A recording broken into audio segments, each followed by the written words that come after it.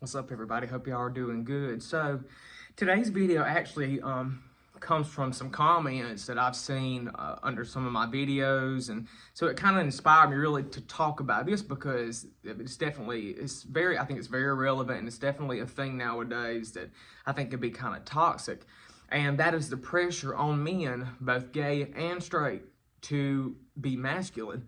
It's almost like men are expected to show no emotion, and I know in the gay community it's almost like they have to be masculine in order to be attractive.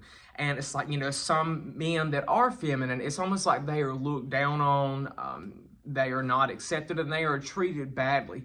And I mean, that's just wrong because as gay people, we have not always been treated the best, and we still aren't. There's a lot of people that don't accept us for who we are, and it's like we shouldn't be doing that to each other. We should not be being mean to each other because someone is more feminine, or somebody's, they're feminine and you don't think it's cute. Like, they try to talk to you on dating apps, and then like you just talk bad to them because they look feminine and you don't even know them.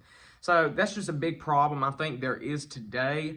And also, everybody has a different definition of what is feminine, what is masculine. I mean, it's just beauty is in the eye of the beholder. And I mean, some things I might think is feminine, you might not think is feminine. But we need to respect people no matter how they act. We need to respect people with qualities that either we find feminine, we find masculine. But being masculine does not make you, in my opinion, an attractive person. You can look masculine, you can act masculine, but if you have an asshole, shitty attitude, then to me, you are completely unattractive. I don't always look at just the physical traits, and that is a problem I feel like with gay men. I know men are visual creatures in general, but I mean, just because we are wired that way does not mean, we should have self-discipline and try to become better people. And I just, like people on Grindr, and when you get on Tinder, I know friends, they're not my friends really anymore, but when I was younger, they would tell me stories about these guys they considered feminine that would try to talk to them, and they would be rude and just not very nice to them. And I understand that everybody has preferences, everybody has things they find attractive and not attractive, and that's pretty much all we can go with when trying to find a partner. But we need to be accepting of each other. We should not be mean because we all have different interests, different hobbies. We talk different. We have different mannerisms, because every man that is masculine, from what I've seen, myself included, I have feminine qualities and traits. And I think every female has some masculine qualities, and every man has some feminine qualities. I think you need to find a good balance of energy. And and I used to, when I was younger, I would deny every part of myself that I thought was feminine, that I thought was even somewhat feminine, because I didn't think nobody would find me attractive if I portrayed those qualities and accepted them in myself. But, when you try to live and be somebody that you're not, you're just setting yourself up for a very miserable life. And unfortunately, because of my poor decisions and lack of critical thinking, I had a pretty rough life in my 20s.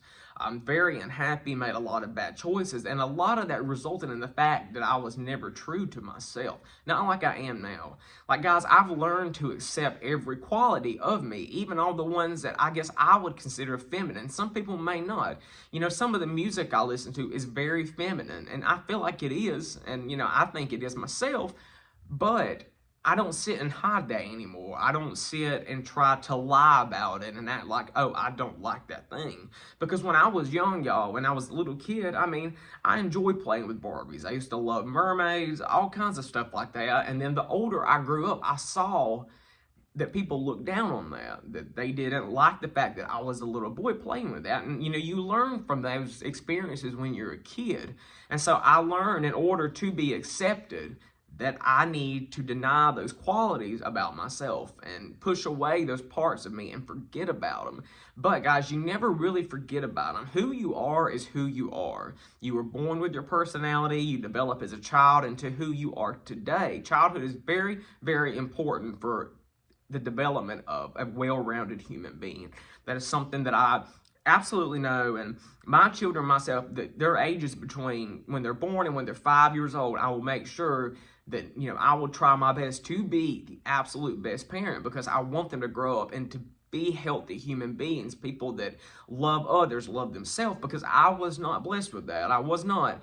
I didn't really start loving myself and accepting all these parts of myself until I was in my late 20s. I'm 29 now, and I'm not far away from being 30. So my 30s, I am very proud to say that I'm going into that decade of my life with a better mindset, with a much happier Dylan than the person that I was in my 20s. I learned a lot, but at the same time, I'm thankful for what I did learn. And that's what I want to tell everybody is, just because you feel like just because not everybody accepts you does not mean you're a bad person. They does not mean that you are just completely flawed and unlovable, because y'all, there are people that will love you exactly for who you are, even if you consider yourself to be just incredibly feminine and not masculine at all. There are men out there and others that will find you attractive, and if you remain true to yourself as a human being, you will attract some of the best things into your life that you never could imagine.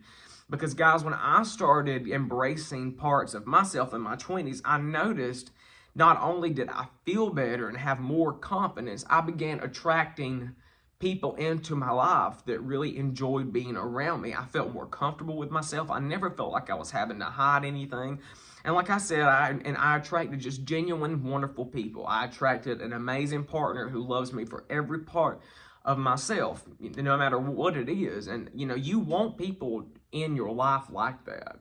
You don't want people that pressure you into feeling like you can't be who you are. And, to me, that is just such a thing that is it's going on really bad today, especially in the gay community, is like we can be so freaking mean to each other over silly stuff, over things that are incredibly shallow.